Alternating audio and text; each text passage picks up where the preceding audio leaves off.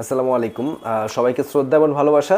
তো এই এপিসোডটা হচ্ছে গিয়ে নো ভিসার রিকোয়ার্ড ফর ফরেনার, যারা যারা বিদেশি আছেন, বিদেশি পাসপোর্ট যাদের যাদের আছেন, তারা বাংলাদেশে আসলে তাদের একটা নো ভিসার রিকোয়ার্ড সিলের প্রয়োজন হয়। তো এর আগে একটা এপিসোড আমরা দেখিয়েছিলাম হচ্ছে কীভাবে ফাইলটা প্রসেস করতে হয়, কীভাবে জমা দিতে হয়। তো এবারে জমা দেওয়ার আসলে প্রসেসটা এরকম যে আমাদের ইমিগ্রেশন যে অফিস আছে, পাসপোর্ট অফিস আগারগাতে, সেই পাসপোর্ট অফিসে এসে ফর্ম ফিল আপ করে তারপর হচ্ছে নির্ধারিত ফি জমা দিয়ে সাথে হচ্ছে আনুষঙ্গিক যে যে পেপারস আছে সেগুলো, সেই পেপারসগুলো জমা দিলে তারা একটা টেন্টেটিভ ডেট দেয়। সেই ডেটের মধ্যে হচ্ছে তারা এই ভিসাটা দিয়ে দেয়। যেমন আমরা এই ভিসাটা পেয়েছি।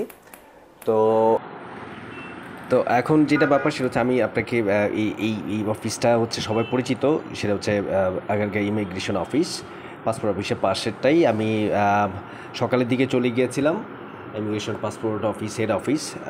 সকালবেলা চলে গিয়ে সকালেই চলে গিয়েছিলাম, ওইটা ফর্ম টর্ম সব কিছু নিয়ে, ডেকোরেশন সব কিছুই সুন্দর। এই অফিসটা আসলে খুব স্পর্শকাতর একটা এলাকা। তো এটা লিফটের চারে গেলেই হচ্ছে গিয়ে এই ইমিগ্রেশন অফিস, মানে হচ্ছে পাঁচতলায় গিয়ে ওখানে সকাল থেকে অনেক ভিড় ছিল। তো তারপর হচ্ছে গিয়ে আমি বিভিন্ন ধরনের মানুষ দেখছিলাম। এখানে যে কাউন্টারটা আছে সেই কাউন্টারে আমার যে ডেলিভারি স্লিপ ছিল সেই ডেলিভারি স্লিপটা আমি জমা দিলাম। জমা দেওয়ার পরে ঘন্টা দুয়েক পরে হচ্ছে গিয়ে আমি এই ফাইনালি হচ্ছে গিয়ে এইটা পেয়ে যাই। এবং হচ্ছে গিয়ে এখানে একটা রিকমেন্ডেশন লেটার আমাকে নিয়ে আসতে হচ্ছিলো, রেফারেন্স লেটার। সেই লেটারটা আমি জমা দিই। জমা দেওয়ার পরপরই এটা পেয়ে যাই। সো এইটাতে আসলে অনেক রুলস অ্যান্ড রেগুলেশন আছে। এখন এইটার মেয়াদ আছে হচ্ছে গিয়ে ইস্যু হয়েছে 26 তারিখে, 26 এপ্রিল 2024। আর এটার মেয়াদ হচ্ছে গিয়ে জুন 2031। কজ হচ্ছে এই পাসপোর্টটার মেয়াদ হচ্ছে গিয়ে মেয়াদও আছে হচ্ছে গিয়ে 26 জুন 2031 পর্যন্ত।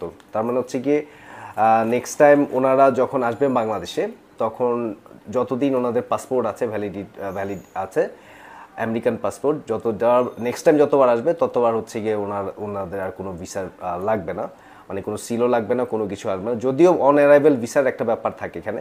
তো যাই হোক, হোয়াট এভার। তো অনেকে আমাকে এর আগে এপিসোডে জানতে চেয়েছিলেন যে হচ্ছে গিয়ে আমরা তো পেপারস দিচ্ছি, পেপারসের মধ্যে হচ্ছে গিয়ে থাকছে হচ্ছে গিয়ে বাবা মার এনআইডি কার্ড, ওনার যে বার্থ সার্টিফিকেট আছে সেগুলো, কিন্তু প্রত্যয়নপত্রতে কি দেওয়া থাকে। আসলে আমার কাছে একটা প্রত্যয়নপত্র আছে এখন। তো আমি আসলে আজকে এই প্রত্যয়নপত্রের ব্যাপারটা হচ্ছে গিয়ে আপনাকে জানাচ্ছি যে এইখানে আসলে লেখা থাকে প্রত্যয়নপত্র, এটা কিনা হচ্ছে গিয়ে আপনার নোটারি পাবলিকের কাছ থেকে বা হচ্ছে গিয়ে জজ কোর্টের কাছ থেকে আপনাকে এটা করতে হয়। সেখানে নোটারি থাকে, জজ কোর্টের যে উকিল আছেন উনি হচ্ছে গিয়ে ওনারা সিল টিল দিয়ে দেয়। একটু দেখানোর চেষ্টা করছি এখানে। এটা সবাই, আপনি যে কোনো নোটারি অফিসে গেলে ওনারা প্রত্যয়নপত্র ব্যাপারটা আপনাকে দিয়ে দিবে। সেখানে স্পেশালিটি হচ্ছে কি বাবা মার ছবি, আর যে ভদ্রলোক যারা আছেন তাদের প্রত্যেকের এক একটা ছবি এখানে থাকবে আর কি। এখানে বাবা মা আর হচ্ছে কি এখানে যার পাসপোর্ট তার ছবি। তো এখানে লেখা থাকে যে হচ্ছে কি পরম করুণা অতি অতি অসীম দয়ালু আল্লাহর নাম স্মরণ পূর্বক এই মর্মে প্রত্যয়ন করিতেছে যে আমরা উমুক ড্যাশ চৌধুরী, স্বামী ড্যাশ চৌধুরী, জন্ম তারিখ জাতীয়তা বাংলাদেশি, ধর্ম ইসলাম, পেশা গৃহিণী, জাতীয় পরিচয় নাম্বার ব্লা ব্লা ব্লা। দ্বিতীয় হচ্ছে গিয়ে মোহাম্মদ চৌধুরী, পিতা মৃত ড্যাশ চৌধুরী, জন্ম তারিখ এত, জাতীয়তা বাংলাদেশি, ধর্ম ইসলাম, পেশা প্রবাসী, জাতীয় পরিচয়পত্র ব্লা ব্লা ব্লা। এই মর্মে প্রত্যয়ন করিতেছে যে মোহাম্মদ ড্যাশ চৌধুরী, পিতা এই ব্লা ব্লা ব্লা, জন্মসূত্রে বাংলাদেশি, ধর্ম এমন, তার বর্তমান ঠিকানা হচ্ছে গিয়ে বাড়ি নাম্বার এত এত এত এত বাড়ি, তার জন্ম সনদ নাম্বার এত, উনি আমার ঐরসজাত সন্তান বটে। তার মানে হচ্ছে এখানে বাবা মা হচ্ছে গিয়ে তার সন্তানকে হচ্ছে গিয়ে একটা প্রত্যয়নপত্র দিচ্ছে। তো তিনি 30শে জানুয়ারি 1985 সালে চট্টগ্রাম জেলায় ব্লাবলাবা থানা অবস্থিত এই গ্রামে জন্মগ্রহণ করেন।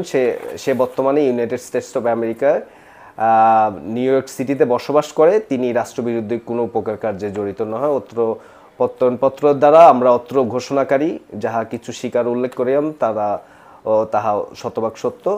উহা ভবিষ্যতে কোনরূপ মিথ্যা প্রমাণিত হইলে সর্ব আদালতে দোষী সাব্যস্ত বলিয়া গণ্য হইবে।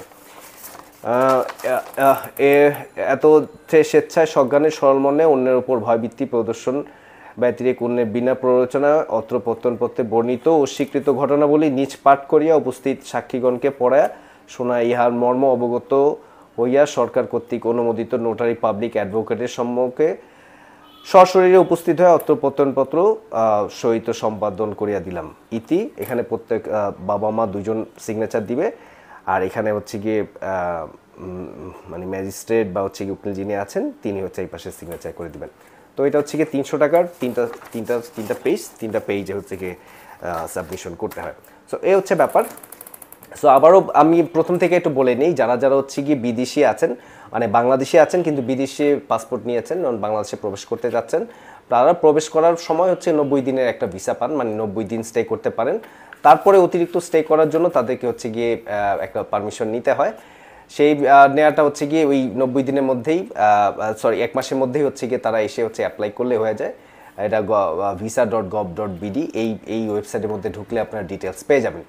এছাড়া আর যা যা যেই জিনিসগুলো আছে সেটা হচ্ছে গিয়ে অলমোস্ট একই রকম। অ্যাপ্লিকেশনটা সাবমিশন করতে হবে, সাথে হচ্ছে গিয়ে প্রত্যয়নপত্র দিতে হবে, এবং হচ্ছে গিয়ে নো ভিসা স্টিকার জন্য আবেদন করতে হবে।